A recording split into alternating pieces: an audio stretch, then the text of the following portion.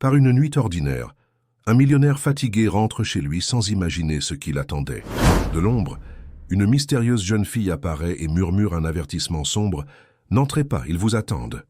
Ce qui semblait être un avertissement insensé devient la clé de secrets enfouis depuis des décennies. Si cette belle histoire de dépassement et d'amour vous a plu, n'oubliez pas de vous abonner à notre chaîne et dites-nous de quelle ville vous nous regardez, en continuant. La vie d'Olivier Beaumont avait toujours été réglée comme une horloge suisse. À 58 ans, ce magnate de l'immobilier parisien possédait un empire qui s'étendait des quartiers chics de la capitale jusqu'aux stations balnéaires de la Côte d'Azur. Ce soir-là, comme tous les soirs, il rentrait à sa demeure, de Neuilly-sur-Seine, après une journée interminable de réunions et de négociations. Le ciel de mai s'assombrissait déjà lorsqu'il franchit le portail électrique de sa propriété. La Bentley Continental glissait silencieusement sur l'allée de gravier blanc, bordée de marronniers centenaires. Olivier desserrait sa cravate tout en réfléchissant au projet de rénovation du Marais qui lui donnait tant de fil à retordre. Les chiffres dansaient encore dans sa tête lorsqu'il gara sa voiture dans le garage souterrain. L'esprit ailleurs, il ne remarqua pas immédiatement la silhouette qui se détachait dans la pénombre. Ce n'est que lorsqu'il claqua la portière qu'il sursauta. Une petite fille se tenait là, immobile, à quelques mètres de lui. « Bon sang !» s'exclama-t-il, la main sur le cœur. « Qui es-tu? Comment es-tu entré ici ?» La fillette ne devait pas avoir plus de 10 ans. Son visage pâle était encadré par des cheveux bruns emmêlés. Ses vêtements étaient usés, sa robe trop grande pour elle. Mais ce qui frappa le plus Olivier, ce fut son regard. Des yeux d'un bleu intense, presque translucide, qui semblait apporter le poids d'une sagesse bien trop lourde pour son âge. « N'entrez pas », murmura-t-elle d'une voix à peine audible. « Ils vous attendent. » Olivier fronça les sourcils, partagé, entre l'agacement et l'inquiétude. Comment cet enfant avait-elle pu s'introduire dans sa propriété? Son système de sécurité était réputé inviolable. « De quoi parles-tu? Qui m'attend » La fillette ne répondit pas, mais son regard se tourna vers la porte qui menait à l'intérieur de la maison. À cet instant précis, un bruit sourd résonna, comme si quelque chose de lourd venait de tomber à l'étage. Olivier se figea. Il vivait seul. Sa gouvernante, Madame Lenoir, était partie depuis des heures. Le cœur battant, il recula instinctivement, attrapant la petite par le bras pour la tirer en arrière. « Reste ici », ordonna-t-il à voix basse, tout en sortant son téléphone de sa poche. Il composa rapidement le numéro de la police, chuchotant l'adresse et la situation. Les minutes qui suivirent semblèrent s'étirer indéfiniment. Blotti dans un recoin du garage avec l'enfant silencieuse, Olivier tendait l'oreille au moindre bruit. Des pas résonnaient à l'intérieur. Plusieurs personnes se déplaçaient dans sa maison. Il entendait des tiroirs s'ouvrir, des objets tomber.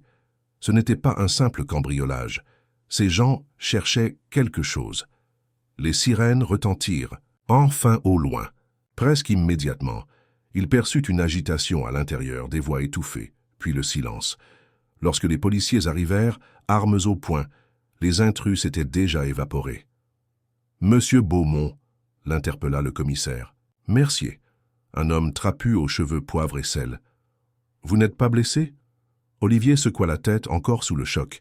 Il tenait toujours la main de la petite fille, comme si ce contact était une encre dans la réalité. « Ma maison. » « Ils ont tout retourné, » murmura-t-il en découvrant l'ampleur des dégâts. Le salon était méconnaissable. Les tableaux avaient été décrochés.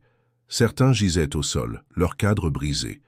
Les tiroirs du secrétaire ancien étaient ouverts, leur contenu éparpillé. Son bureau avait subi le même sort. Dossiers éventrés, documents étalés. Pourtant, rien ne semblait avoir été volé. Ni les objets de valeur, ni l'argenterie, ni même l'ordinateur portable posé en évidence sur la table basse. « Ce n'est pas un cambriolage ordinaire », confirma le commissaire après une inspection rapide. Il cherchait quelque chose de précis. Olivier hocha distraitement la tête, son attention toujours fixée sur l'enfant qui ne l'avait pas quitté d'une semelle. Comment avait-elle su? Pourquoi était-elle là? Et cette petite? Demanda Mercier en remarquant enfin la présence de la fillette. Qui est-ce? Je ne sais pas. Elle était dans mon garage quand je suis arrivé. C'est elle qui m'a averti du danger. Le policier s'accroupit pour se mettre à la hauteur de l'enfant. « Comment t'appelles-tu, ma petite ?» Elle leva ses yeux bleus vers lui, puis vers Olivier, avant de répondre dans un souffle « Mathilde ?» Mathilde, comment? Où sont tes parents? Mais la fillette se contenta de baisser la tête, serrant un peu plus la main d'Olivier.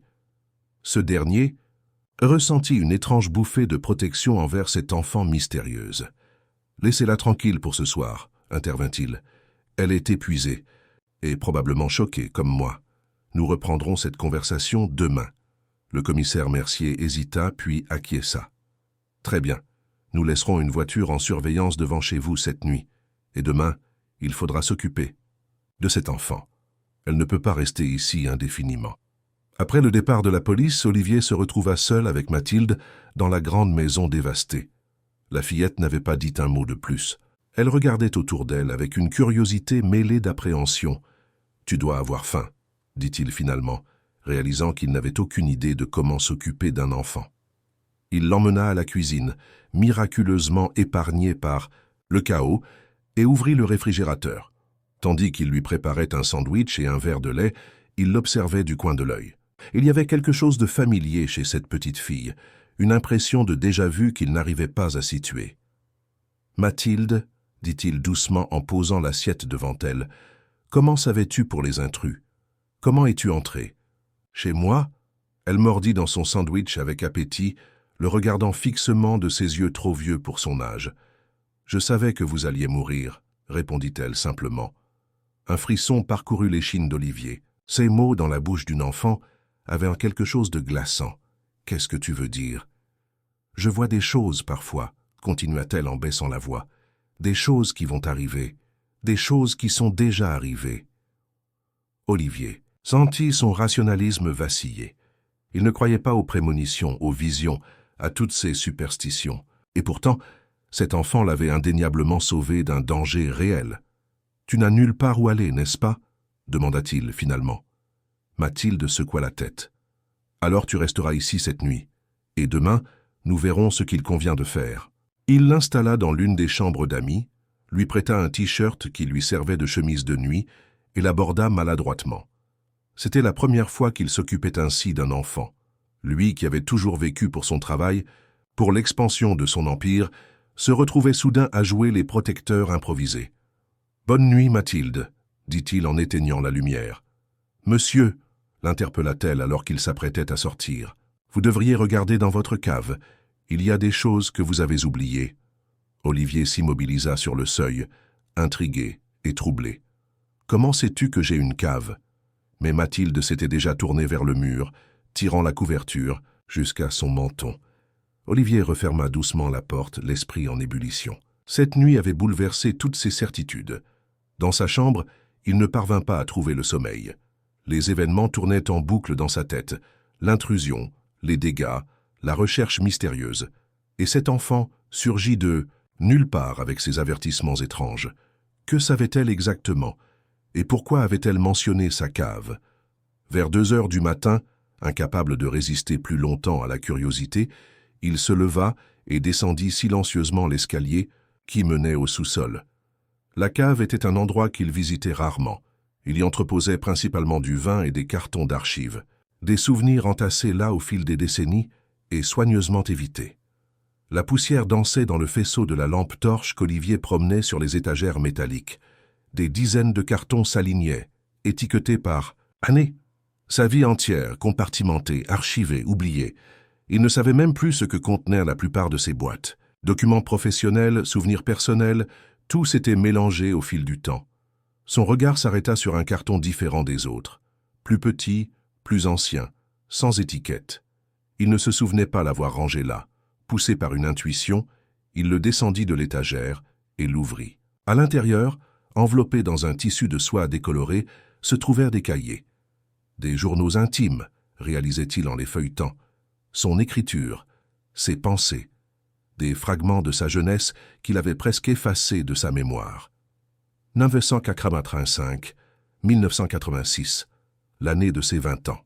L'année où il était étudiant à la Sorbonne, passionné de littérature avant que son père ne le force à se réorienter vers le droit des affaires.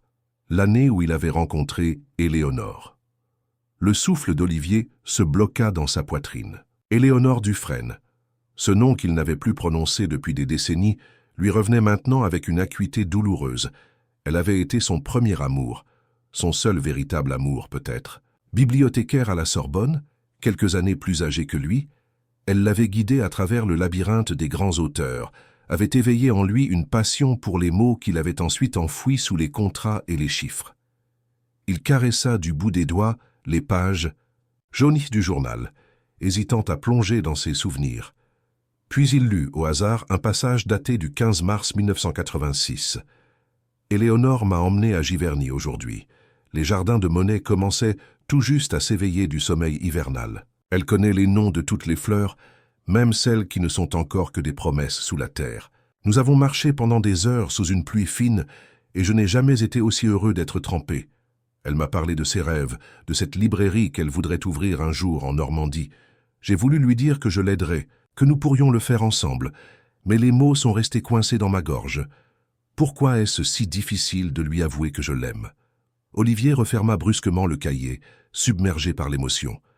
Il avait oublié à quel point il avait aimé cette femme, à quel point elle avait été importante, et surtout, à quel point sa disparition l'avait détruit. Car Éléonore avait disparu. Un jour, sans explication, elle n'était plus venue travailler à la bibliothèque. Ses collègues lui avaient dit qu'elle avait démissionné, qu'elle était partie vivre en province.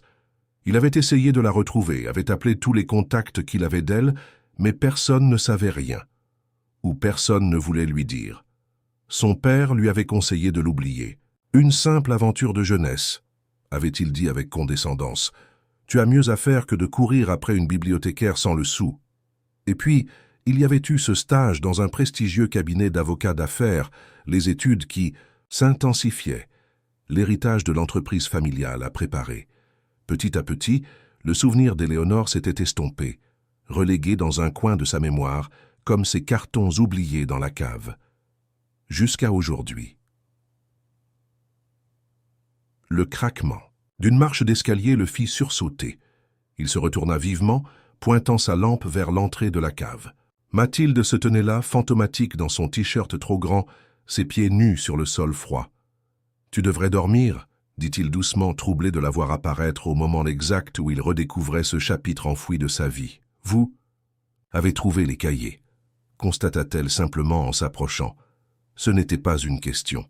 « Comment savais-tu qu'ils étaient là ?» Elle haussa les épaules, comme si la réponse était évidente. « Je vois des choses, je vous l'ai dit. » Olivier aurait dû être sceptique, méfiant même, mais quelque chose dans la présence de cet enfant désarmait ses défenses habituelles. Il lui montra le journal ouvert. « Tu connais Éléonore » demanda-t-il, sachant que c'était impossible. Cette histoire s'était déroulée bien avant la naissance de Mathilde. « Pas encore » répondit-elle énigmatiquement. « Mais vous allez la retrouver. » Ces mots firent battre son cœur plus vite. Retrouver Éléonore, après toutes ces années, c'était absurde. Et pourtant, l'assurance tranquille de Mathilde ébranlait ses certitudes. « Viens » dit-il en refermant le carton. « Il est tard. Nous reparlerons de tout cela demain. » Le lendemain matin, Olivier fut réveillé par des bruits inhabituels provenant du rez-de-chaussée. Des voix, des rires d'enfants. Désorienté, il mit quelques secondes à se rappeler la présence de Mathilde.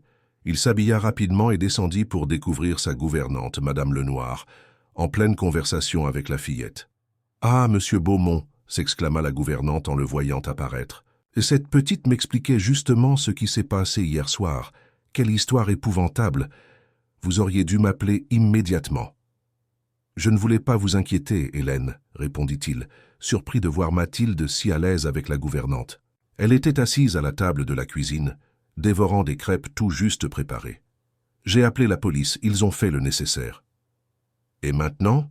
demanda Madame Lenoir en jetant un regard attendri à l'enfant. « Qu'allez-vous faire de cette petite ?» C'était la question qui avait tourmenté Olivier une partie de la nuit. Le protocole voudrait qu'il contacte les services sociaux. Mathilde semblait être une enfant des rues, probablement en fugue ou abandonnée. Mais quelque chose le retenait. L'avertissement qu'elle lui avait donné, sa connaissance inexplicable du carton dans la cave, ses paroles énigmatiques sur Éléonore. Il y avait trop de mystères autour de cet enfant pour la confier si vite aux institutions. « Elle va rester ici quelques jours, » décida-t-il, « le temps d'éclaircir certaines choses. Pourriez-vous lui acheter des vêtements convenables ? Et tout ce dont une petite fille peut avoir besoin. » Madame Lenoir dissimula mal sa surprise. Jamais elle n'avait vu son patron, d'ordinaire si distant et absorbé par son travail, se soucier ainsi d'un enfant, mais elle acquiesça avec un sourire. « Bien sûr, monsieur, je m'en occupe dès ce matin. » Après le départ de la gouvernante, Olivier s'assit face à Mathilde, qui terminait sa dernière crêpe avec appétit. « Mathilde, commença-t-il doucement, il faut que tu me dises la vérité. Qui es-tu? D'où viens-tu? Comment savais-tu pour les intrus dans ma maison ?» La fillette leva les yeux vers lui, des yeux d'une limpidité troublante. « Je vous l'ai dit, je vois des choses, des morceaux du passé, des morceaux du futur, comme des dessins dans ma tête. »« Des dessins ?» répéta Olivier intrigué. « Oui, je peux les mettre sur du papier si vous voulez voir. » Olivier hocha la tête, de plus en plus fasciné par cet enfant. Il lui apporta un bloc de feuilles et des crayons de couleur que Madame Lenoir gardait pour ses petits-enfants. Immédiatement, Mathilde se mit à dessiner avec une concentration intense. Pendant les heures qui suivirent, Olivier l'observa remplir page après page. Les dessins étaient étonnamment précis pour une enfant de cet âge. Elle dessinait des lieux, des visages, des scènes entières avec une minutie déconcertante. Et plus Mathilde dessinait, plus Olivier sentait un malaise grandir en lui, car il reconnaissait certains de ces lieux. Son bureau du boulevard Haussmann, sa maison de campagne en Bourgogne, des endroits intimes, privés, qu'une enfant des rues n'aurait jamais dû connaître. Et puis il y eut ce portrait, un visage d'homme dans la quarantaine, aux traits anguleux, au regard perçant, un visage qu'Olivier connaissait bien. « Marc », murmura-t-il en prenant la feuille. « Marc Lefort. » Mathilde ne dit rien, déjà absorbée par un nouveau dessin. Mais Olivier, lui, sentait le sol se dérober sous ses pieds. Marc avait été son meilleur ami à l'université, son confident. La seule personne à qui il avait parlé, d'Éléonore. Et puis, du jour au lendemain, comme elle, Marc avait disparu de sa vie. Une opportunité à l'étranger, lui avait-on dit. Il n'avait jamais cherché à le recontacter, trop absorbé par sa propre douleur puis par sa carrière. « Mathilde, dit-il d'une voix altérée, comment connais-tu cet homme ?»« Je ne le connais pas, répondit-elle, sans lever les yeux de sa feuille. Je le vois juste, avec les lettres. »« Les lettres ?» Elle hocha la tête et lui tendit le dessin qu'elle venait de terminer. Il représentait une pile d'enveloppes, attachées par un ruban bleu. Sur l'enveloppe du dessus, Olivier reconnut son nom et son ancienne adresse, écrits d'une écriture fine et élégante qu'il aurait reconnue entre mille. L'écriture d'Éléonore. « Des senses ni. »« Lettres » répéta-t-il stupéfait. « Éléonore m'a écrit des lettres ?»« Beaucoup de lettres, » confirma Mathilde, « mais vous ne les avez jamais reçues. » Une colère sourde commença à monter en Olivier. Si ce que disait Mathilde était vrai, si Éléonore lui avait réellement écrit, si ces lettres avaient été interceptées, qui avait pu faire une chose pareille? Et pourquoi? Le téléphone sonna, le tirant brutalement de ses pensées. C'était le commissaire Mercier qui l'informait qu'il n'avait trouvé aucune empreinte exploitable dans la maison. Les caméras de sécurité avaient été désactivées de l'extérieur par un professionnel.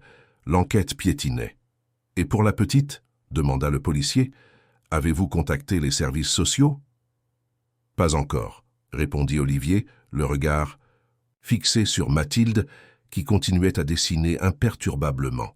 « J'ai besoin d'un peu plus de temps. » Après avoir accroché, il se plongea dans la contemplation des dessins éparpillés sur la table. Une idée folle germait dans son esprit. Et si tout était lié? L'intrusion dans sa maison, l'apparition de Mathilde, ses souvenirs qui remontaient soudain à la surface. Et si quelqu'un, après toutes ces années, craignait qu'il ne découvre une vérité soigneusement dissimulée? « Mathilde, » dit-il en s'agenouillant pour être à sa hauteur, « je vais avoir besoin de ton aide. Tu comprends? Je dois retrouver ces lettres. Je dois comprendre ce qui s'est passé. » La fillette le regarda longuement, puis acquiesça avec un sérieux qui n'appartenait pas à son âge. « Je sais, » dit-elle simplement, « c'est pour ça que je suis venue. » Les jours suivants se transformèrent en une étrange enquête. Olivier avait reporté tous ses rendez-vous professionnels, prétextant un problème de santé. Pour la première fois depuis des années, l'Empire Beaumont pouvait attendre. Il avait quelque chose de plus important à faire, reconstruire un puzzle dont les pièces avaient été éparpillées pendant près de 40 ans. Mathilde s'était installée dans la maison comme si elle y avait toujours vécu. Madame Lenoir s'était prise d'affection pour cette enfant silencieuse et étrange, et veillait sur elle avec une tendresse maternelle. Quant à Olivier, il passait ses journées à étudier les dessins de la fillette, cherchant des indices, des connexions, n'importe quoi qui pourrait le mener à Éléonore et à ses mystérieuses lettres. Un matin, alors qu'il examinait pour la 100e fois le dessin de Marc, Lefort, une idée lui traversa l'esprit. Et si Marc était toujours vivant? Et s'il pouvait le retrouver? « Laurent, dit-il au téléphone à son assistant personnel, j'ai besoin que vous retrouviez quelqu'un pour moi, un ancien camarade d'université, Marc Lefort. La dernière fois que j'ai eu de ses nouvelles, il partait travailler en Angleterre. C'était en 1986. « Bien sûr, monsieur Beaumont, répondit Laurent. Je m'en occupe immédiatement. » Pendant que son assistant menait ses recherches, Olivier se plongea dans la relecture des journaux intimes qu'il avait trouvés dans sa cave. Plus il lisait, plus les souvenirs affluaient. Éléonore et lui avaient vécu une histoire d'amour intense, passionnée, mais toujours secrète. Son père, Philippe Beaumont, n'aurait jamais accepté que l'héritier de l'empire immobilier s'entiche d'une simple bibliothécaire. Il se voyait donc en cachette, dans de petits cafés discrets du quartier latin, dans l'appartement modeste d'Éléonore à Montmartre, ou lors de fugues impromptues en Normandie, région qu'elle aimait tant. Et, puis un jour de juin 1986, elle avait disparu. Sans explication, sans adieu. Il était allé à son appartement, mais le concierge lui avait dit qu'elle avait rendu les clés et était partie sans laisser d'adresse. À la bibliothèque universitaire, on lui avait confirmé sa démission, mais personne ne semblait savoir, ou vouloir dire, où elle était allée. « Elle vous a écrit, dit Mathilde, qui s'était approchée silencieusement et lisait par-dessus son épaule. « Elle vous a écrit pendant des années. » Olivier sursauta, surpris par cette apparition soudaine. « Comment peux-tu en être si sûr ?» Pour toute réponse, Mathilde lui tendit un nouveau dessin. Il représentait une petite maison de pierre au bord de la mer, avec un jardin fleuri et une enseigne, les livres d'Éléonore. « Normandie, » murmura Olivier. Elle a réalisé son rêve. Le dessin était si précis qu'il avait l'impression de pouvoir toucher les pierres rugueuses de la façade, sentir l'odeur saline de l'océan, entendre le bruissement des pages tournées à l'intérieur de la librairie. Elle fouillait toujours, demanda-t-il, le cœur battant. Mathilde secoua la tête. Plus maintenant, mais les lettres y sont. Quelles lettres? Celles qu'elle m'a écrites? Non, celles que vous lui avez écrites. Olivier fronça les sourcils, décontenancé. Mais je ne lui ai jamais écrit. Je ne savais pas où elle était. Quelqu'un a écrit en votre nom, répondit Mathilde, avec cette assurance tranquille, qui déstabilisait toujours Olivier. Des lettres cruelles. Des lettres qui lui ont brisé le cœur. Cette révélation frappa Olivier comme un coup physique. Quelqu'un avait écrit des lettres en son nom, pour blesser Éléonore, pour la convaincre de ne jamais revenir. L'idée même lui donnait la nausée. Le téléphone sonna, interrompant ses pensées tumultueuses. C'était Laurent.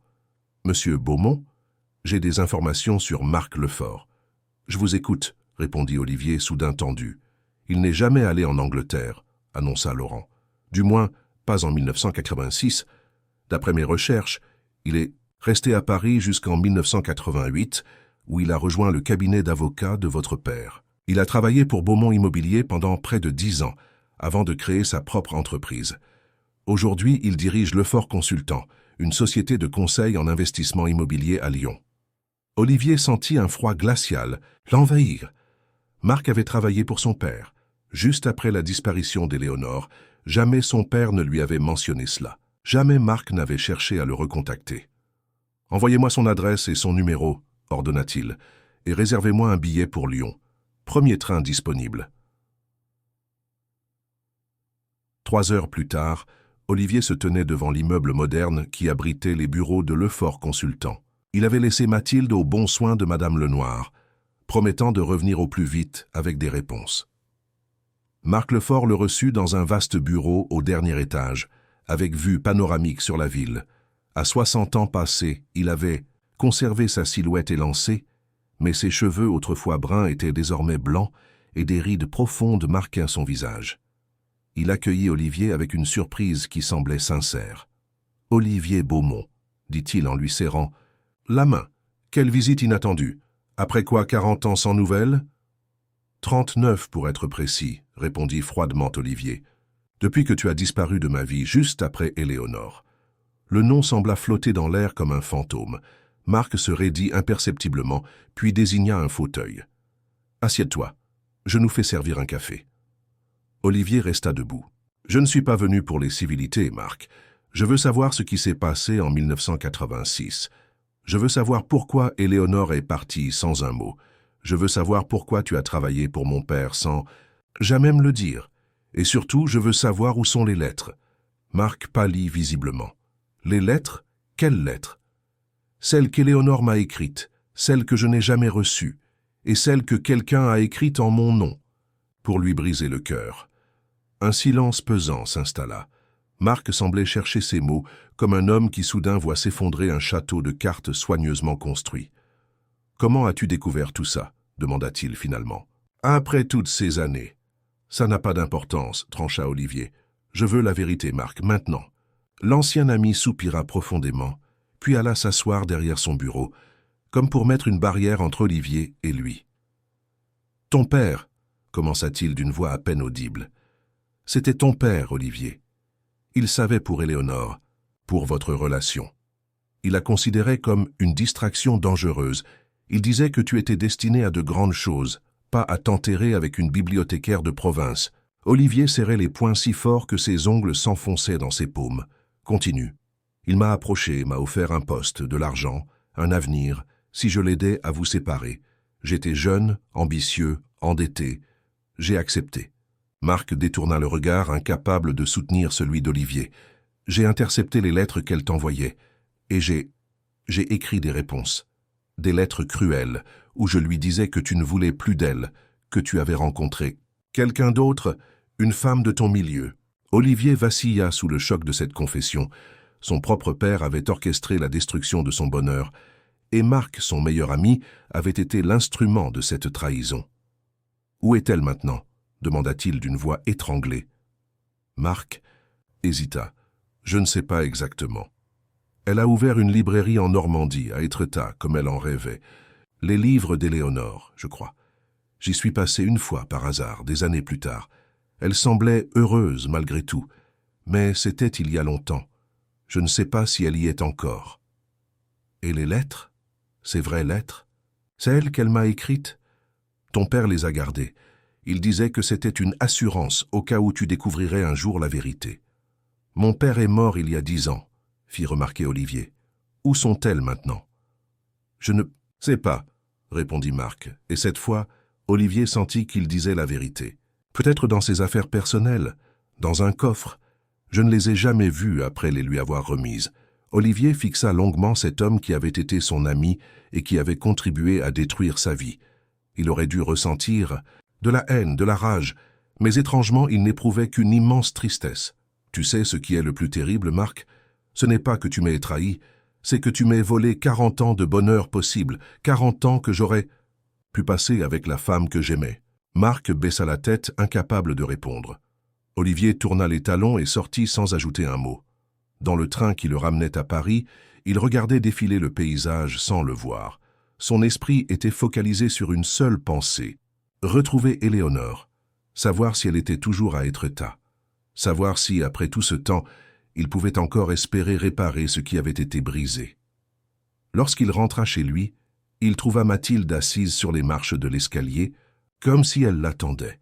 « Vous savez maintenant, dit-elle simplement. « Pas tout, répondit-il en s'asseyant à côté d'elle. « Je ne sais pas où sont les lettres qu'elle m'a écrites, et je ne sais pas où elle est aujourd'hui. »« Les lettres sont dans la maison, affirma Mathilde. Votre père les a cachées ici. Comment peux-tu le savoir ?» Pour toute réponse, la fillette lui tendit un nouveau dessin. Il représentait un panneau dissimulé dans le bureau d'Olivier, derrière la bibliothèque. Un panneau dont il ignorait l'existence. Sans un mot, ils montèrent ensemble au premier étage. Dans le bureau, Olivier examina la bibliothèque massive en acajou qui occupait tout un mur. Il n'avait jamais remarqué quoi que ce soit d'anormal. Mais en suivant les indications du dessin de Mathilde, il découvrit un léger interstice sur le côté droit. En appuyant dessus, un déclic se fit entendre, et un panneau s'ouvrit, révélant une petite cache. À l'intérieur se trouvait une boîte en bois ciré. Olivier la sortit avec des mains tremblantes et l'ouvrit. Elle contenait des dizaines de lettres, liées par un ruban bleu, exactement comme dans le dessin de Mathilde. L'écriture fine et élégante d'Éléonore ornait chaque enveloppe. « Mon Dieu !» murmura-t-il bouleversé. « Elle m'a vraiment écrit, pendant toutes ces années. » Il prit la première lettre datée de juillet 1986, juste après sa disparition. Les mots d'Éléonore, pleins d'amour et de confusion, lui broyèrent le cœur. « Mon cher Olivier, voilà une semaine que je suis parti, et le silence qui répond à mes appels me torture. Pourquoi ne réponds-tu pas? Que s'est-il passé? J'ai dû quitter Paris précipitamment, tu comprendras pourquoi quand je te verrai. Je t'en supplie, appelle-moi au numéro que je t'ai laissé. J'ai besoin de toi plus que jamais. Avec tout mon amour, Éléonore. » Les lettres suivantes, écrites au fil des mois, montrèrent la progression de sa douleur, son incompréhension face au silence d'Olivier, puis finalement, sa réaction aux fausses lettres cruelles qu'elle avait reçues. « Tes mots me transpercent comme des lames. Comment peux-tu être si cruel après tout ce que nous avons partagé? Est-ce vraiment toi qui écris ces horreurs ou quelqu'un d'autre tient-il ta plume? Je refuse de croire que l'homme que j'ai aimé puisse changer à ce point. » Olivier ne put continuer. Les larmes brouillaient sa vue, toute cette souffrance, tous ces mensonges. Et pourquoi? Pour satisfaire l'ambition d'un père qui n'avait jamais compris ce qu'était l'amour véritable. « Il y a autre chose, » dit doucement Mathilde en fouillant dans la boîte. Elle en sortit une enveloppe différente des autres, plus épaisse, cachetée, ça la cire. Olivier l'ouvrit avec précaution. Elle contenait plusieurs feuillets et une photographie qui lui coupa le souffle. Éléonore, radieuse dans une robe simple, tenait dans ses bras un bébé nouveau-né. Olivier fixait la photographie, incapable de détacher son regard du petit être blotti dans les bras d'Éléonore. Son cœur battait si fort qu'il avait l'impression que sa poitrine allait éclater. Un enfant. Leur enfant? La date au dos de la photo indiquait avril 1987, soit 9 mois après leur dernière rencontre. « J'avais un enfant, » murmura-t-il, la voix brisée, « et je n'en ai jamais rien su. » Mathilde restait silencieuse, observant sa réaction avec une intensité troublante. Olivier déplia la lettre qui accompagnait la photographie. L'écriture d'Éléonore était moins assurée que d'habitude, comme si sa main avait tremblé en traçant ces mots. « Olivier, voici ta fille, Juliette. Elle est née le 12 avril, en parfaite santé. Elle a tes yeux, ce bleu si particulier qui m'a fait tomber amoureuse de toi dès notre première rencontre. Je sais que tu as choisi une autre vie, une autre femme. Tes lettres ont été suffisamment claires à ce sujet. Mais je ne pouvais pas te cacher son existence. Un jour, peut-être, tu voudras la connaître. Quand ce jour viendra, si jamais il vient, nous serons à Étretat. J'y ai ouvert la librairie dont je rêvais tant. Les livres d'Éléonore, Juliette et moi t'attendrons aussi longtemps qu'il le faudra. Malgré tout, avec amour, Éléonore. » Olivier reposa la lettre, dévasté. Une fille. Il avait eu une fille, dont il ignorait tout. Une enfant qui avait grandi sans père, parce que le sien avait décidé que son propre fils ne méritait pas ce bonheur. « Juliette, » dit-il doucement, testant le prénom sur ses lèvres. « Ma fille s'appelait Juliette. » Il se tourna vers Mathilde, qui l'observait toujours en silence. Quelque chose dans son regard le frappa soudain, ses yeux bleus d'une nuance si particulière, les mêmes que les siens. « Mathilde, » dit-il lentement, la gorge nouée par l'émotion, « qui es-tu vraiment ?» La fillette s'approcha et prit sa main avec une tendresse inattendue. « Je suis la fille de Juliette, » répondit-elle simplement. « Je suis votre petite fille. » Le monde d'Olivier sembla s'arrêter de tourner.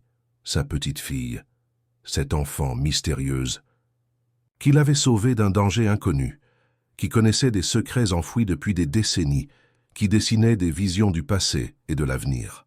Elle était de son sang. « Juliette, » murmura-t-il, « où est-elle? Est-elle » Il ne put terminer sa phrase, terrifié par la réponse possible. « Maman va bien, » le rassura Mathilde. « Elle est en voyage pour son travail. Elle est photographe. Elle voyage beaucoup. » Olivier ferma les yeux, submergé par le soulagement.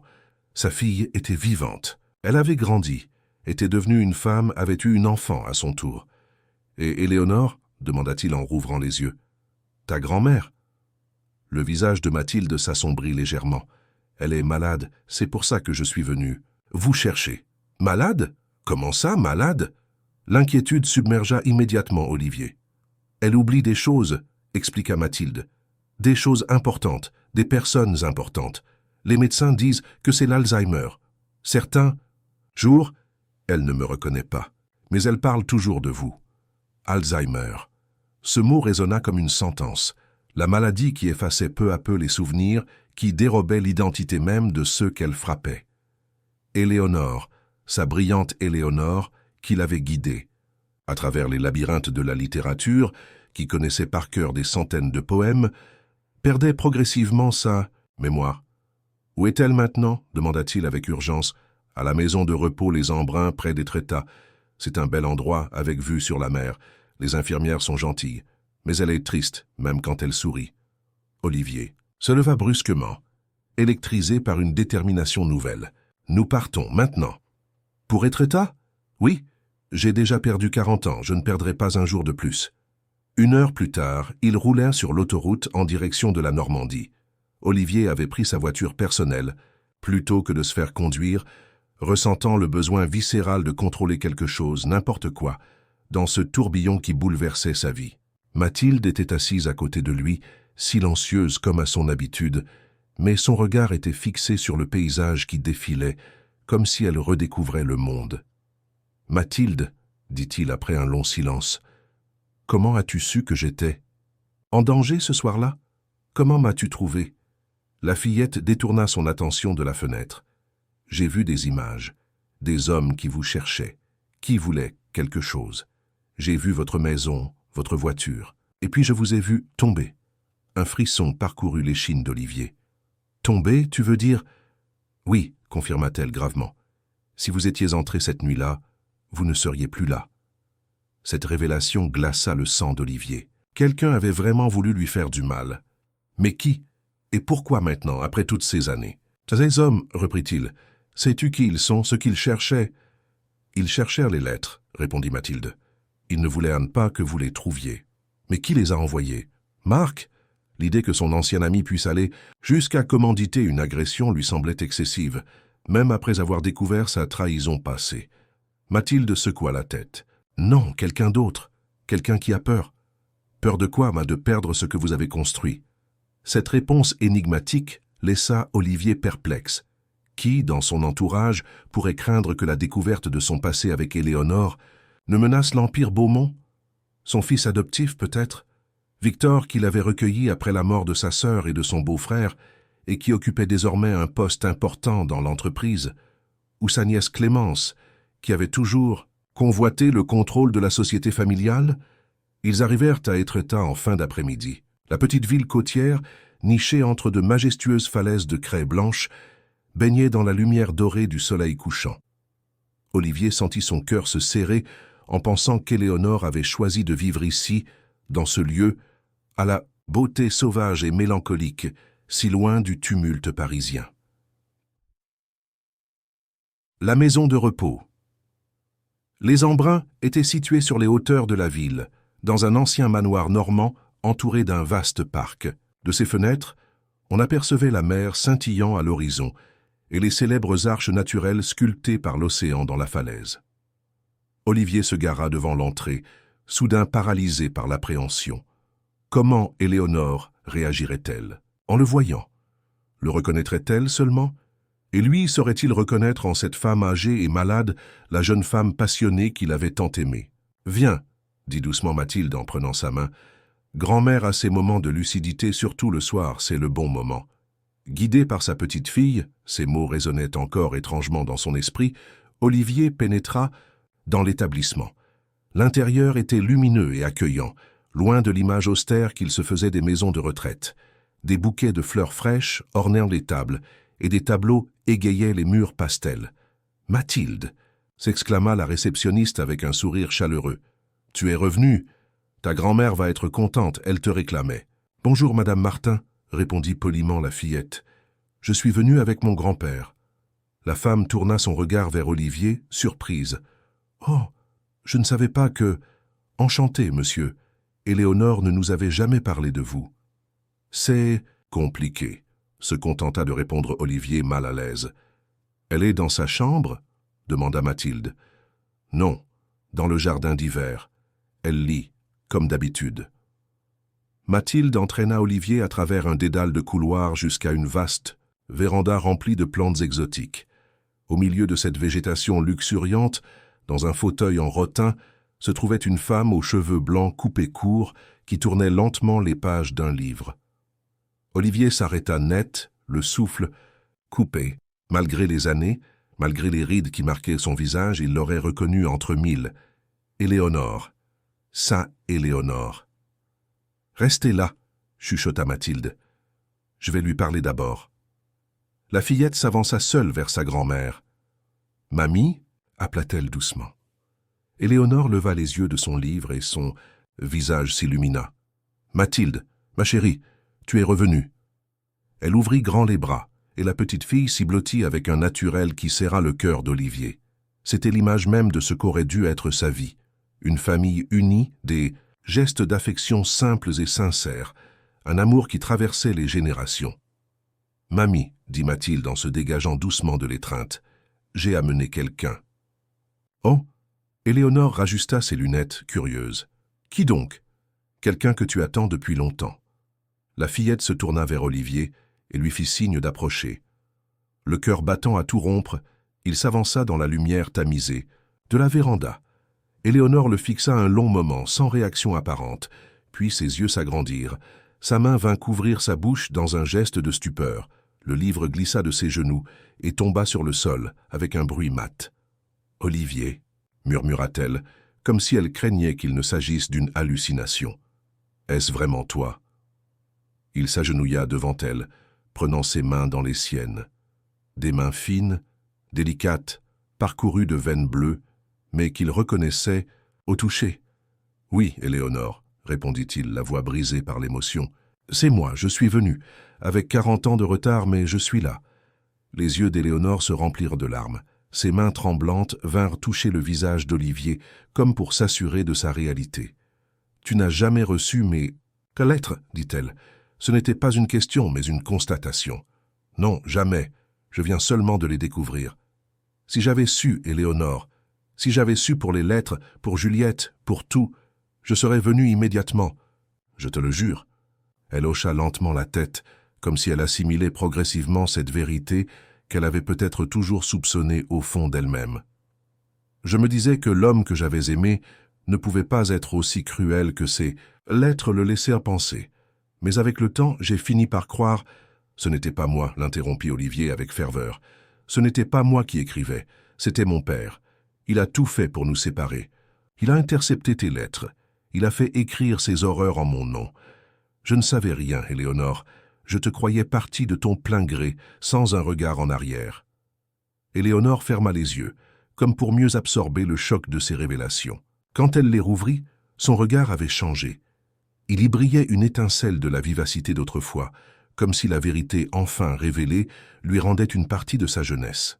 « Notre fille, » dit-elle avec un sourire tremblant. « Tu as rencontré notre fille ?»« Pas encore, » répondit Olivier. « Mais j'ai rencontré notre petite fille. » Il se tourna vers Mathilde, qui les observait en silence, les yeux brillants. « Elle est venue me chercher.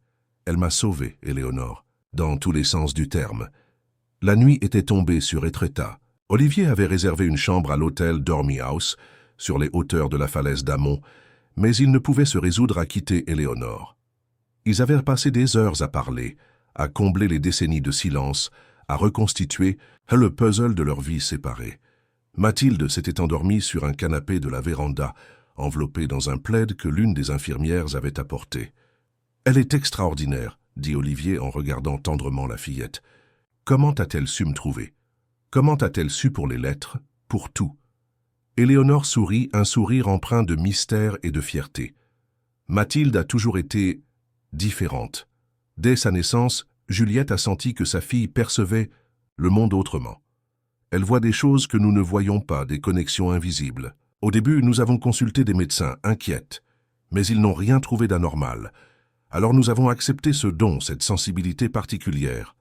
« Elle dessine, » dit Olivier. « Des dessins incroyablement précis de lieux qu'elle n'a jamais vus, de personnes qu'elle n'a jamais rencontrées. Oui, c'est sa façon d'exprimer ce qu'elle voit. Elle dessine depuis qu'elle est toute petite. Au début, c'était des gribouillis incompréhensibles. Puis les images sont devenues de plus en plus claires, et un jour, elle a dessiné ton visage. Olivier sentit son cœur se serrer. Mon visage. Oui, elle ne savait pas qui tu étais.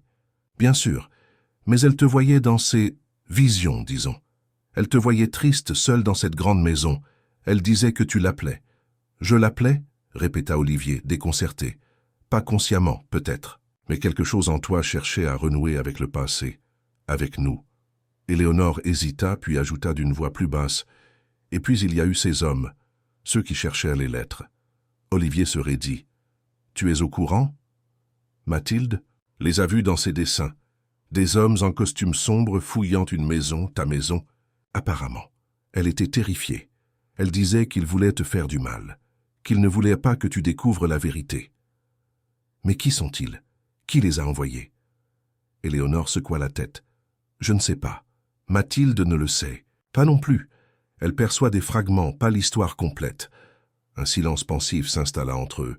Dehors, la mer se brisait contre les falaises dans un grondement régulier, presque hypnotique. Olivier contemplait le visage d'Éléonore, redessinant mentalement les contours de sa jeunesse sous les marques du temps. Elle restait belle, d'une beauté tranquille et lumineuse qui n'avait rien à voir avec les canons artificiels de la société.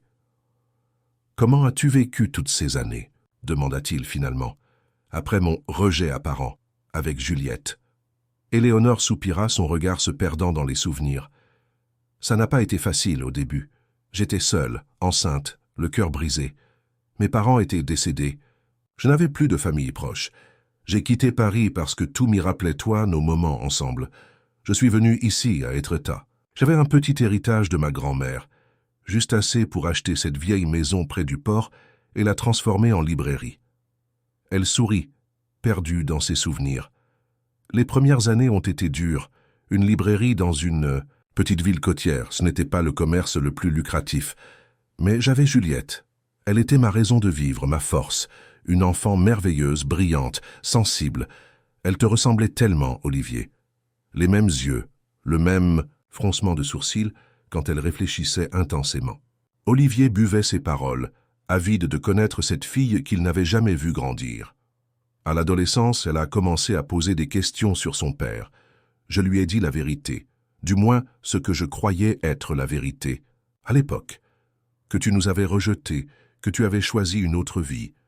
Elle était en colère, bien sûr, mais avec le temps, cette colère s'est transformée en une sorte d'acceptation mélancolique. « Je voudrais tant la rencontrer, » murmura Olivier. « Lui expliquer. »« Tu la rencontreras, » affirma Éléonore. « Elle revient dans 3 jours de son reportage en Islande.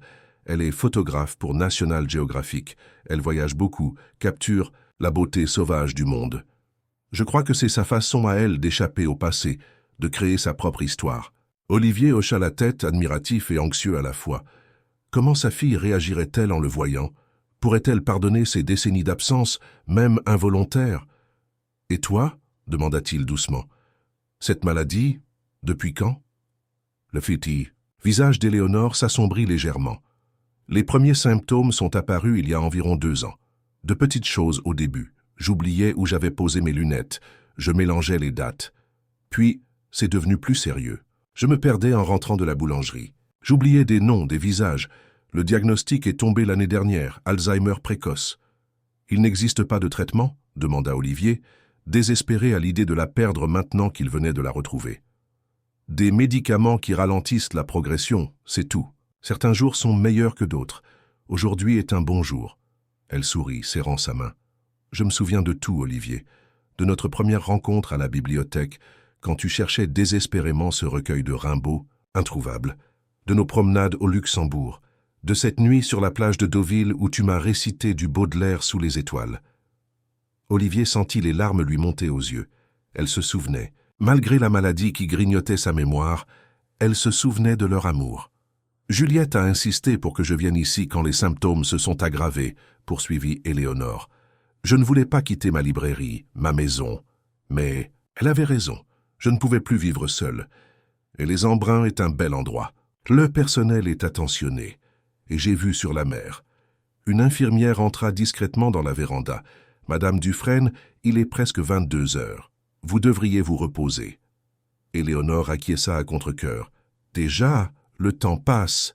Si vite quand on a 40 ans à rattraper. » L'infirmière sourit avec bienveillance, puis jeta un regard curieux à Olivier. « Vous êtes de la famille ?» Avant qu'il ne puisse répondre, Éléonore intervint. « C'est le grand-père de Mathilde, le père de Juliette. » La surprise se peignit sur le visage de la soignante. « Oh, enchanté, monsieur. C'est la première fois que vous venez ?»« Oui, » répondit simplement Olivier, « mais ce ne sera pas la dernière. » L'infirmière hocha la tête, puis se tourna vers la fillette endormie. « Et pour Mathilde ?»« Je vais la ramener à l'hôtel avec moi, » dit Olivier, « si c'est d'accord pour vous, Éléonore. »« Bien sûr. Elle sera mieux dans un vrai lit que sur ce canapé. Mais reviens demain, Olivier. Promets-le-moi. »« Je te le promets, » répondit-il en se penchant pour déposer un baiser sur son front. « Rien ne pourrait me tenir éloigné maintenant. » Olivier prit Mathilde dans ses bras, surpris par sa légèreté. La fillette s'agita légèrement, mais ne se réveilla pas, se blottissant contre sa poitrine, avec une confiance instinctive qui le bouleversa. C'était sa petite fille, son sang, et pourtant ils venaient à peine de se rencontrer. Le trajet jusqu'à l'hôtel se fit dans un silence pensif. Olivier repensait à tout ce qu'il avait appris en une seule journée, à ce passé ressuscité, à cette famille qu'il découvrait. Et une question continuait de le tarauder. Qui avait tenté de le faire taire? Qui avait envoyé ces hommes fouiller sa maison, peut-être même avec l'intention de lui faire du mal? À l'hôtel, il installa Mathilde dans le lit de la chambre qu'il avait réservée et s'assit dans un fauteuil près de la fenêtre. De là, il pouvait voir les lumières d'Étretat scintiller dans la nuit et au loin, les phares des bateaux de pêche qui sortaient en mer. Il sortit son téléphone et composa le numéro de Laurent, son assistant. « Monsieur Beaumont ?» répondit la voix surprise de Laurent. « Est-ce que tout va bien? Il est presque minuit. »« Tout va bien, Laurent. J'ai besoin que vous fassiez quelques recherches pour moi, en toute discrétion. »« Bien sûr, monsieur. Sur quoi exactement? »« D'abord, je veux savoir qui a ordonné une surveillance sur ma maison ces derniers mois. Il y a eu des intrusions, peut-être même des tentatives d'intimidation. » Laurent sembla hésiter. « Monsieur, je ne suis pas sûr de comprendre. »« Des hommes ont fouillé ma maison, Laurent. Ils cherchaient quelque chose de précis. Je veux savoir qui les a envoyés. »« Je vais me renseigner, monsieur. Autre chose ? » ?»« Oui, je veux tout savoir sur ma fille, Juliette Dufresne. Elle est photographe pour National Geographic. » Un silence, stupéfait, accueillit cette demande. « Votre fille, monsieur ? C'est une longue histoire, Laurent. Je vous expliquerai tout à mon retour. Pour l'instant, contentez-vous de rassembler ces informations. Et une dernière chose, ne parlez de ceci à personne. Absolument personne. Bien entendu, monsieur, vous pouvez compter sur ma discrétion. » Après avoir raccroché, Olivier resta longtemps à contempler le paysage nocturne. Sa vie avait basculé en quelques jours, passant d'une existence solitaire et ordonnée à un tourbillon d'émotions et de découvertes. Et au centre de ce tourbillon se trouvait cette petite fille extraordinaire qui dormait paisiblement dans la chambre. Le lendemain matin, Mathilde se réveilla avant lui. Quand Olivier ouvrit les yeux, il la trouva assise près de la fenêtre, dessinant avec application sur un carnet qu'elle avait dû trouver dans la chambre. « Bonjour, Mathilde, » dit-il en s'étirant. « Tu as bien dormi ?» Elle leva vers lui son regard bleu si semblable au sien. « Oui, j'ai fait un rêve. »« Un beau rêve ?»« Un rêve important. » Elle lui tendit son dessin. « Regardez. » Olivier prit la feuille et l'examina. Elle représentait une maison, une vieille bâtisse normande aux murs de pierre et aux toits d'ardoise. Une glycine grimpait sur la façade, encadrant une porte bleue délavée. Sur une petite enseigne en bois, on pouvait lire « Les livres d'Éléonore ». « La librairie de ta grand-mère », dit-il, reconnaissant l'endroit d'après la description qu'Éléonore lui en avait faite. « Oui, et regardez, ici. » Mathilde pointa du doigt un détail du dessin, une petite boîte en bois sculptée posée sur une étagère. « Qu'est-ce que c'est ? » « Une boîte à secrets. Grand-mère y garde des choses importantes, des lettres, des photos, et quelque chose qui vous appartient. » Olivier fronça les sourcils, intrigué. « Qui m'appartient? De quoi s'agit-il? » »« Je ne sais pas exactement, mais c'est important, et les hommes qui vous cherchent le veulent aussi. » Un frisson parcourut l'échine d'Olivier, quelque chose qui lui appartenait, et que ces mystérieux agresseurs convoitaient. Qu'est-ce que cela pouvait bien être? « Mathilde, dit-il en s'agenouillant pour être à sa hauteur, sais-tu où se trouve cette librairie ?» Elle hocha la tête. « Bien sûr, j'y ai grandi, c'est notre maison, à maman et moi. »« Tu pourrais m'y emmener aujourd'hui, avant d'aller voir ta grand-mère ?»« Oui, » répondit simplement la fillette, « mais nous devons faire attention, il pourrait nous surveiller. » Cette remarque, prononcée avec le sérieux d'une adulte, glaça le sang d'Olivier. Qui que soient ces gens, ils représentaient une menace réelle. Et Mathilde, avec sa perception aiguë du danger, en était consciente. Après un rapide petit déjeuner à l'hôtel, ils prirent la voiture et se dirigèrent vers le centre d'Étretat. Mathilde guidait Olivier à travers les ruelles étroites de la vieille ville, jusqu'à ce qu'ils arrivent devant une petite place, pavée. Là, face à la mer, se dressait la librairie exactement comme sur le dessin de Mathilde. Les livres d'Éléonore étaient exactement comme Olivier l'avait imaginé. Une vieille bâtisse normande, au charme désuet, avec ses poutres apparentes et ses murs légèrement de guingois. La glycine qui encadrait la porte bleue était en pleine floraison, répandant son parfum subtil dans l'air marin. Une clochette tinta doucement quand ils poussèrent la porte. L'intérieur était un havre de paix pour les amoureux des livres. Des étagères en bois sombre couraient du sol au plafond, remplis d'ouvrages soigneusement classés. De vieux fauteuils en cuir usé invitaient à la lecture dans les coins. Et partout des plantes vertes apportaient une touche de vie. L'atmosphère était imprégnée de cette odeur si particulière de papier, de cuir et de poussière qui caractérise les librairies anciennes. Une jeune femme aux cheveux roux coupés court leva les yeux de son comptoir. « Mathilde, je ne savais pas que tu revenais aujourd'hui. »« Bonjour Claire, » répondit la fillette. « Est-ce qu'on peut monter ?» Claire jeta un regard curieux à Olivier. « Bien sûr, ma puce, mais qui est ce monsieur ?» Mathilde hésita un instant, puis répondit simplement. « C'est mon grand-père. » Les yeux de Claire s'écarquillèrent de surprise. « Ton grand-père ? Mais je croyais que... » Elle s'interrompit, confuse. « C'est une longue histoire. » intervint Olivier avec un sourire contrit. « Je suis Olivier Beaumont. Et vous êtes ?» Claire Mercier. J'étais l'assistante d'Éléonore à la librairie. Je m'en occupe depuis qu'elle est aux embruns. Olivier hocha la tête, touché par la loyauté évidente de cette jeune femme envers Éléonore. « Vous faites du bon travail. Cet endroit est magnifique. »« Merci, » répondit Claire, encore visiblement déstabilisée. Éléonore y a mis toute son âme. Je ne fais que maintenir sa vision. Elle se tourna vers Mathilde. « Tu veux montrer la maison à ton grand-père ? Oui, et chercher quelque chose. »« Je vois. » Claire leur sourit. « Allez-y. Je m'occupe de la boutique. Prenez votre temps. » Mathilde conduisit Olivier vers un escalier en colimaçon au fond de la librairie. Ils montèrent jusqu'au premier étage, qui abritait un appartement simple mais chaleureux. Des photographies en noir et blanc ornaient les murs, des paysages saisissants, des portraits expressifs, des scènes de vie du monde. Entiers, c'est maman qui les a prises, expliqua Mathilde en suivant le regard d'Olivier. Elle dit que les photos racontent des histoires que les mots ne peuvent pas toujours exprimer. Olivier s'approcha d'un portrait particulièrement émouvant. Une vieille femme tibétaine au visage buriné par le temps, dont les yeux semblaient contenir toute la sagesse du monde. « Elle est très douée, » murmura-t-il, ému de découvrir le talent de sa fille. Oui, ces photos sont dans des magazines, des livres, des expositions. Les gens disent qu'elles captent l'âme des personnes et des lieux. Olivier se sentit empli de fierté. Sa fille avait réussi, avait trouvé sa voie, malgré son absence, ou peut-être, d'une certaine façon, à cause de cette absence. Qui sait ce qu'aurait été sa vie s'il avait été présent? Aurait-elle développé cette sensibilité, ce regard unique sur le monde?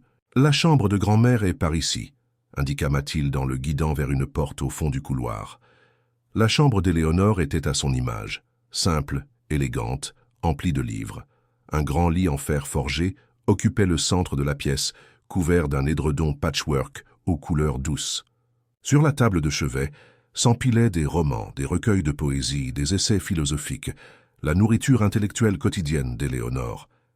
Mathilde se dirigea directement vers une armoire ancienne en chêne. Elle l'ouvrit et, se mit sur la pointe des pieds pour atteindre l'étagère du haut.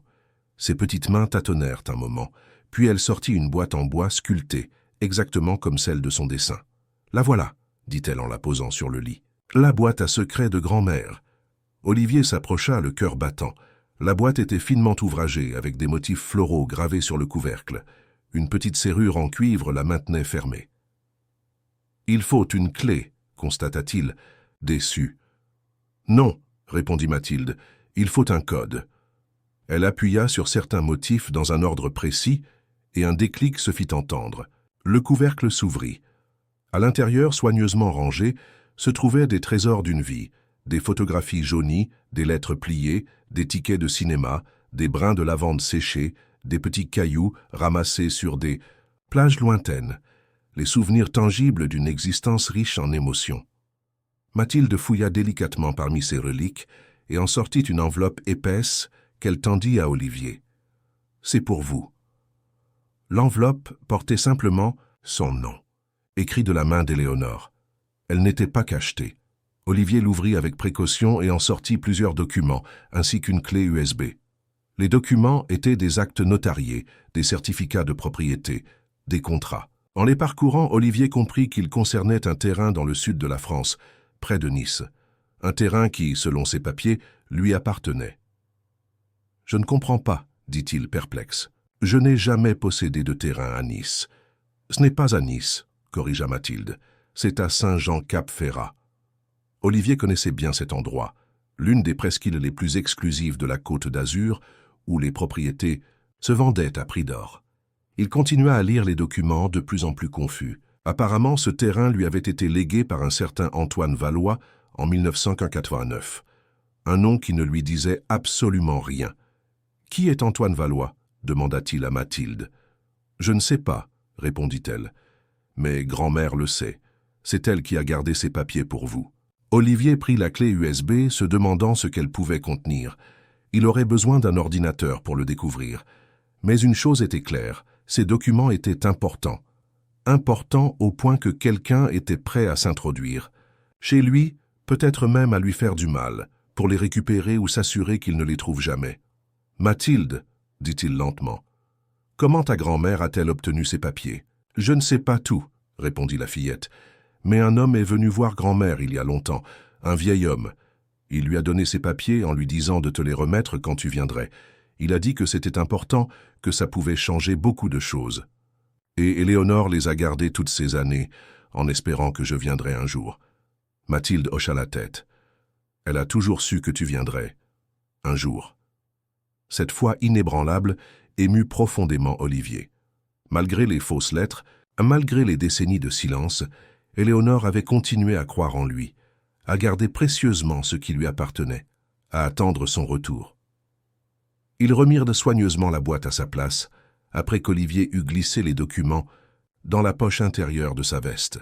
Puis ils redescendirent à la librairie où Claire servait un client. « Vous avez trouvé ce que vous cherchiez ?» demanda-t-elle une fois le client parti. « Oui, merci », répondit Olivier. « Claire, pourriez-vous me prêter un ordinateur portable ? J'ai besoin de consulter quelque chose. »« Bien sûr », dit-elle en sortant un MacBook de sous le comptoir. « Utilisez celui-ci. C'est celui que j'utilise pour la comptabilité de la librairie. » Olivier la remercia et s'installa à une petite table dans un coin, Mathilde à ses côtés. Il inséra la clé USB et ouvrit le seul fichier qu'elle contenait, une vidéo. Le visage d'un homme âgé apparut à l'écran. Un homme au regard vif et aux traits distingués, malgré les marques évidentes de la maladie qui le rongeait. « Bonjour, monsieur Beaumont », commença l'homme d'une voix faible mais déterminée. « Vous ne me connaissez pas, mais je m'appelle Antoine Valois. Si vous regardez cette vidéo, c'est que vous avez finalement retrouvé Éléonore et qu'elle vous a remis les documents concernant le terrain de Cap-Ferrat. » Olivier se figea, stupéfait, d'entendre cet inconnu s'adresser à lui, comme s'il avait prévu ce moment depuis des années. « Je suis, ou plutôt j'étais, un ami proche de votre père, Philippe Beaumont, » poursuivit Valois. « Nous avons travaillé ensemble pendant des décennies. J'étais son avocat, son conseiller, et parfois son complice dans des affaires que la morale réprouverait. » La vidéo semblait avoir été enregistrée dans une chambre d'hôpital. Antoine Valois était visiblement en fin de vie, mais tenait à délivrer son message. « Votre père n'était pas un homme facile, monsieur Beaumont. Il était brillant, certes, mais impitoyable en affaires. Et parfois, cette impitoyabilité s'étendait à sa vie personnelle. Ce qu'il a fait pour vous séparer d'Éléonore Dufresne en est la preuve la plus flagrante. Olivier sentit sa gorge se nouer. Même après la mort de son père, les ombres de ses actions continuaient à s'étendre sur sa vie. Ce que vous ignorez, c'est pourquoi il tenait tant à cette séparation. Ce n'était pas simplement parce qu'il jugeait mademoiselle Dufresne indigne de vous, c'était parce qu'il craignait qu'elle ne découvre son secret. Un secret que moi seul connaissais et que j'ai gardé par loyauté mal placée. Antoine Valois marqua une pause, comme pour rassembler ses forces. Le terrain de Cap-Ferrat dont vous êtes maintenant propriétaire cache quelque chose de précieux. Quelque chose que votre père a acquis de manière illégale au début des années 80. Il s'agit de documents compromettants concernant plusieurs personnalités influentes. Des documents qu'il utilisait pour faire pression, pour obtenir des faveurs, des contrats, des autorisations. C'était sa police d'assurance, comme il l'appelait. Olivier écoutait, abasourdi. Son père, ce pilier d'intégrité qu'il avait tant admiré et craint à la fois, avait bâti son empire sur le chantage. Ces documents sont enterrés sur le terrain dans un coffre étanche. Les coordonnées exactes sont incluses dans les papiers que je vous ai légués. Votre père craignait qu'Éléonore, avec sa curiosité intellectuelle et son sens aigu de la justice, ne découvre un jour son petit manège. C'est pourquoi il a tout fait pour l'éloigner de vous. La vidéo se poursuivait, révélant des détails de plus en plus troublants sur les activités de Philippe Beaumont. Olivier apprit ainsi que son père avait non seulement intercepté les lettres d'Éléonore, mais qu'il avait également placé des personnes à lui dans l'entourage de la jeune femme pour la surveiller. Marc n'avait été que l'un des nombreux pions dans son jeu de manipulation. Je fais cette confession parce que je sens la mort approcher et que je ne veux pas partir avec ce poids sur la conscience, conclut Valois. Utilisez ces informations comme bon vous semble, monsieur Beaumont. Rendez-les publiques, détruisez-les, gardez-les comme votre propre police d'assurance. La décision vous appartient. Je souhaite seulement réparer, dans la mesure du possible, le mal que j'ai contribué à faire. La vidéo s'arrêta sur l'image figée de cet homme tourmenté par ses remords tardifs. Olivier resta immobile, assimilant ces révélations bouleversantes. Tout prenait soudain un sens. L'intrusion dans sa maison, la recherche frénétique, la tentative d'éliminer toute trace du passé. Les hommes qui sont venus chez vous, dit doucement Mathilde, ils cherchaient ces papiers. Ils pensaient qu'ils étaient dans votre maison. Mais qui les a envoyés, murmura Olivier. Mon père est mort depuis des années. Son téléphone sonna, le tirant de ses réflexions. C'était Laurent. Monsieur Beaumont, j'ai les informations que vous m'avez demandées. Je vous écoute. Laurent, concernant l'intrusion dans votre maison, j'ai découvert quelque chose d'inquiétant. D'après mes sources, l'ordre serait venu de l'intérieur même de Beaumont Immobilier. Olivier se raidit. De qui exactement? Je n'ai pas de nom précis, monsieur. Mais ce qui est certain, c'est que seules quelques personnes au sommet de l'entreprise auraient pu autoriser une telle opération. Le sommet de l'entreprise. Cela réduisait considérablement le champ des suspects. Victor, son fils adoptif, est directeur général adjoint. Clémence, sa nièce, est directrice financière. Ou peut-être Georges Mercier, le vieux bras droit de son père qui occupait toujours un siège au conseil d'administration, malgré son âge avancé. Et concernant ma fille, demanda Olivier. Juliette Dufresne, 38 ans, photographe de renom, pour National Geographic et d'autres publications prestigieuses. Elle vit entre Etretat et Paris, mais voyage souvent pour son travail. Elle est actuellement en Islande pour un reportage sur les effets du réchauffement climatique sur les glaciers. Elle doit rentrer après-demain. Elle est célibataire, mère, d'une petite fille de 10 ans, Mathilde. Pas de casier judiciaire, une réputation irréprochable dans le milieu de la photographie. Olivier jeta un regard à Mathilde, qui observait un papillon posé sur le rebord de la fenêtre. Sa fille, sa petite fille. Une famille qu'il n'avait jamais connue. Les 2 jours suivants passèrent dans une étrange atmosphère, suspendue entre la joie des retrouvailles et l'ombre des révélations. Olivier partageait son temps entre Éléonore aux Embruns et la librairie, où il s'imprégnait de la vie que sa bien-aimée s'était construite sans lui. Chaque recoin de cet espace racontait une histoire. Chaque livre semblait porter l'empreinte de sa personnalité. Mathilde ne le quittait presque pas, comme si elle craignait qu'il ne disparaisse à nouveau. Cet enfant extraordinaire l'étonnait chaque jour davantage par sa maturité, sa sensibilité et cette capacité inexplicable à percevoir ce que d'autres ne voyaient pas. Le matin du 3e jour, alors qu'ils prenaient leur petit déjeuner, dans la cuisine de l'appartement, Mathilde leva soudain la tête de son bol de chocolat. « Maman arrive aujourd'hui », annonça-t-elle simplement. Olivier sentit son cœur s'emballer. Après toutes ces années, il allait enfin rencontrer sa fille. L'appréhension le saisit. Comment Juliette réagirait-elle? Que lui avait-on dit de lui pendant toutes ces années? Pourrait-elle pardonner son absence, même involontaire? « Elle sait que je suis ici ?» demanda-t-il, la gorge nouée. Mathilde secoua la tête. « Non, je voulais lui faire la surprise. »« Une surprise de taille » murmura Olivier nerveux. « Tu crois qu'elle sera heureuse de me voir ?» La fillette réfléchit un moment, son visage enfantin soudain grave. « Elle sera surprise, puis en colère peut-être, puis triste, puis je ne sais pas, mais vous devez lui dire la vérité, toute la vérité. » Olivier hocha la tête.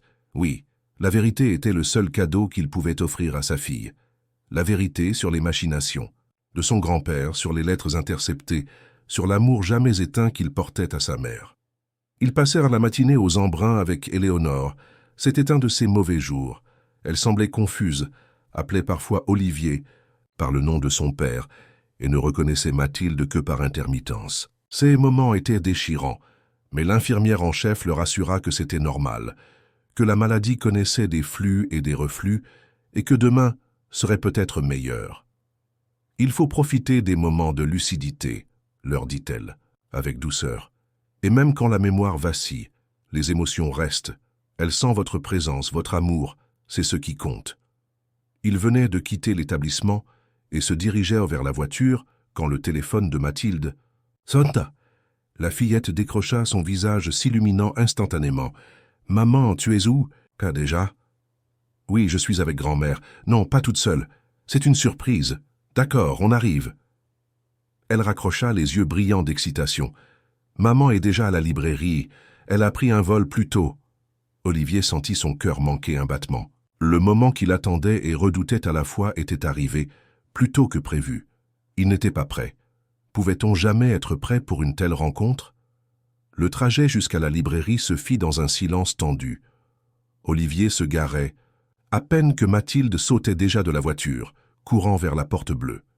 Il la suivit plus lentement, chaque pas lui coûtant un effort immense, comme si le poids de 40 années d'absence pesait soudain sur ses épaules. La clochette tinta quand il poussa la porte. La librairie était vide de clients. Derrière le comptoir, Claire discutait avec animation avec une femme qui tournait le dos à l'entrée. Une femme aux cheveux bruns coupés en un carré élégant, vêtue d'une veste en daim sur un jean simple. Mathilde était déjà dans ses bras, parlant à toute vitesse. Puis la femme se retourna, et Olivier se retrouva face à face avec sa fille pour la première fois. Le choc fut physique, comme un coup au plexus solaire. Juliette Dufresne avait les traits fins de sa mère, mais les yeux, ses yeux d'un bleu si particulier, étaient en les siens. Elle le fixait, figée dans une stupeur absolue, comme si elle voyait un fantôme. « Bonjour, Juliette », dit-il doucement, incapable de trouver d'autres mots. Elle ne répondit pas immédiatement, le scrutant avec une intensité qui le transperçait. Son visage, d'abord blanc de surprise, se colora progressivement de rouge sous l'effet d'une émotion plus forte.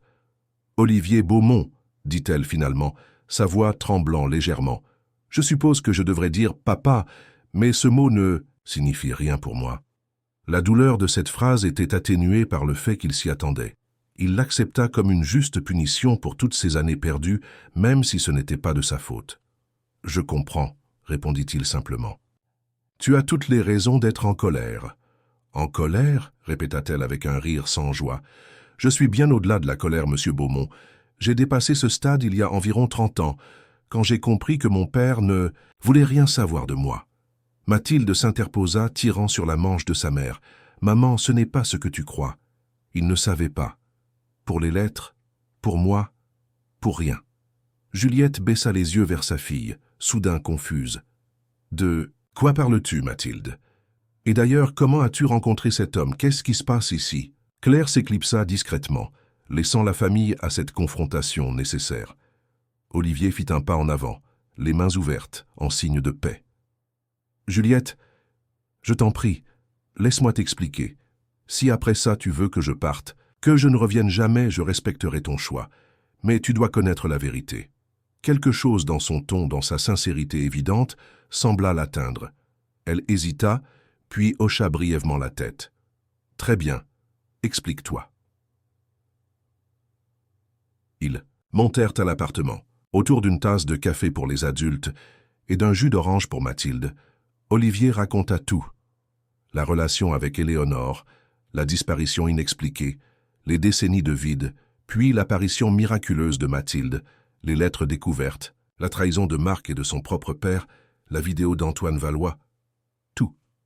Juliette l'écouta sans l'interrompre, son visage passant par toute une gamme d'émotions. Quand il eut terminé, elle resta silencieuse un long moment, assimilant cette version de l'histoire si différente de celle qu'elle avait toujours crue. « Maman ne m'a jamais parlé de l'être cruel, » dit-elle finalement. « Elle m'a simplement dit que tu avais choisi une autre vie, que tu n'étais pas prêt pour une famille. » Elle voulait te protéger, intervint doucement Mathilde, te préserver de la douleur. Juliette regarda sa fille avec un mélange d'étonnement et de fierté. « Comment savais-tu tout ça, ma chérie? Comment as-tu su où le trouver, quoi chercher ?»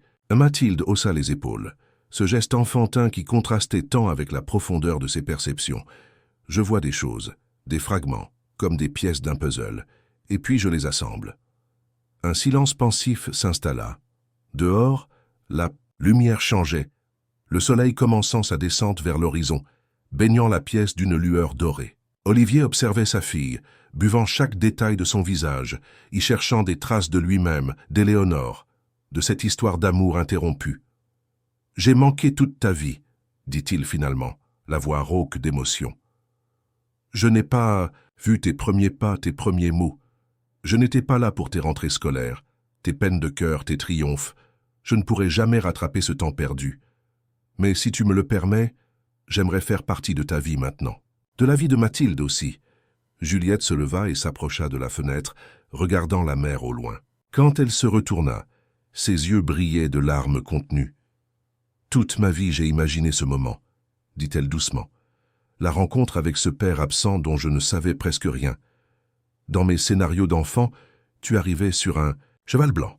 Tu expliquais qu'il y avait eu une terrible erreur et nous devenions instantanément une famille parfaite. » Elle eut un petit rire triste. « Puis adolescente, j'ai imaginé te rejeter froidement si jamais tu osais apparaître, te faire sentir la douleur que ton absence m'avait causée. » Elle fit une pause, s'essuyant discrètement les yeux. « Et maintenant, que tu es là, je ne ressens ni l'un ni l'autre. Juste une immense tristesse pour tout ce temps volé. Pour maman, qui t'a attendu toute sa vie. Pour toi qui as été manipulé de la pire des façons. Et pour moi qui ai grandi avec un vide que j'ai essayé de combler toute ma vie. » Olivier sentit les larmes couler sur ses propres joues. Il ne chercha pas à les cacher. « Je suis tellement désolé, Juliette. Si j'avais su... » « Je sais, » l'interrompit-elle doucement. « Ce n'était pas ta faute, et je ne peux pas t'en vouloir pour quelque chose que tu n'as pas choisi. » Elle s'approcha de lui, hésitante, puis, dans un geste qui le prit totalement au dépourvu, elle se pencha et l'embrassa sur la joue. « Bienvenue dans la famille, papa. » Ce simple mot, prononcé pour la première fois, brisa quelque chose en Olivier. Un barrage d'émotions retenues trop longtemps. Il serra sa fille dans ses bras, pleurant sans retenue, libérant 40 ans de chagrin, de regret et d'amour inexprimé. Mathilde vint se joindre à leur étreinte, complétant ce cercle familial, si longtemps incomplet. Ils restèrent ainsi un long moment, 3 générations réunies par le destin, le hasard, ou peut-être quelque chose de plus mystérieux encore.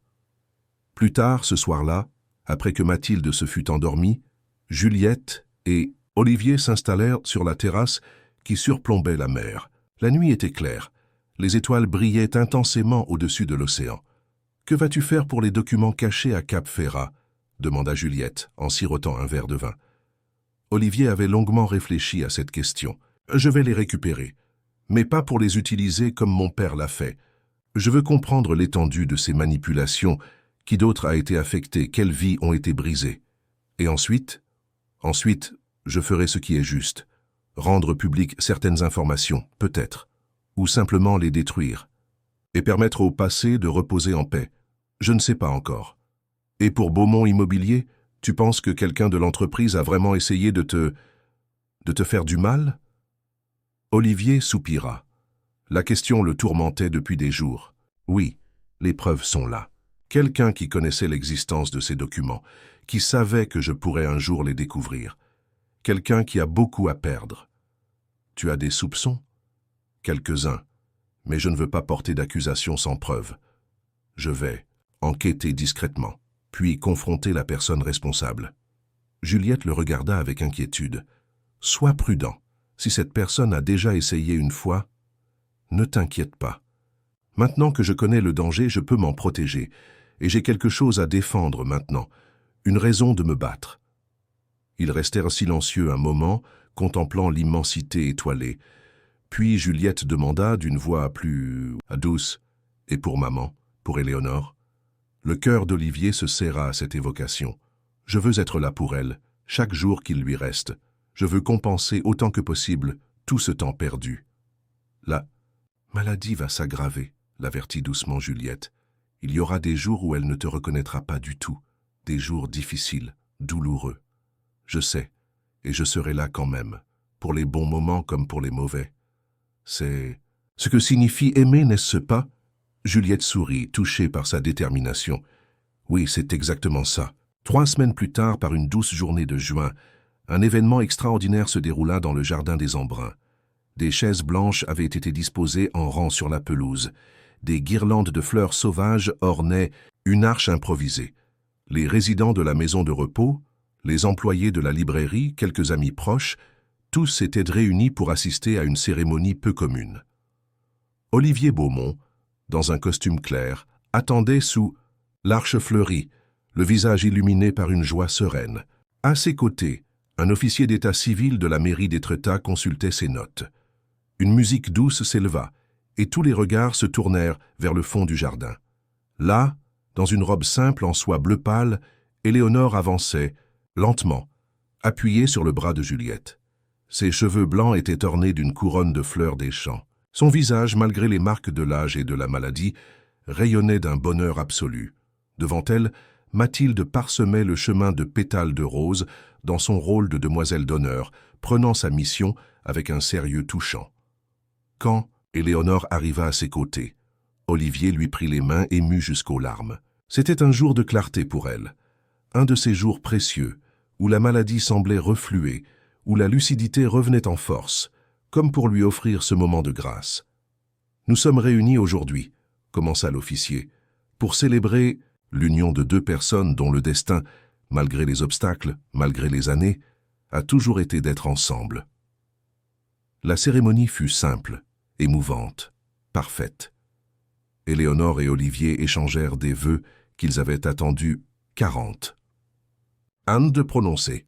Quand il lui passa au doigt une bague qu'il avait achetée pour elle dans sa jeunesse et conservée toutes ces années dans l'espoir irrationnel de la lui offrir un jour, il n'y eut pas un œil sec dans l'assistance. « Je vous déclare mari et femme », conclut l'officier. « Vous pouvez embrasser la mariée. » Leur baiser fut doux, tendre, chargé de tout l'amour d'une vie, de 2 vies qui enfin se rejoignaient. La réception qui suivit fut joyeuse, pleine de rires et de musique. Éléonore dansa avec Olivier, se mouvant avec une grâce que la maladie n'avait pas altérée. Juliette les photographiait, capturant ces moments précieux avec son œil expert. Mathilde courait parmi les invités, distribuant des parts de gâteaux et des sourires. Plus tard, alors que le soleil commençait à décliner, Olivier et Éléonore s'isolèrent un moment sur un banc à l'écart. « Je t'ai attendu si longtemps », murmura-t-elle, sa tête reposant sur son épaule. « Je sais, » répondit-il en embrassant ses cheveux, « et je passerai le reste de mes jours à te remercier pour cette patience.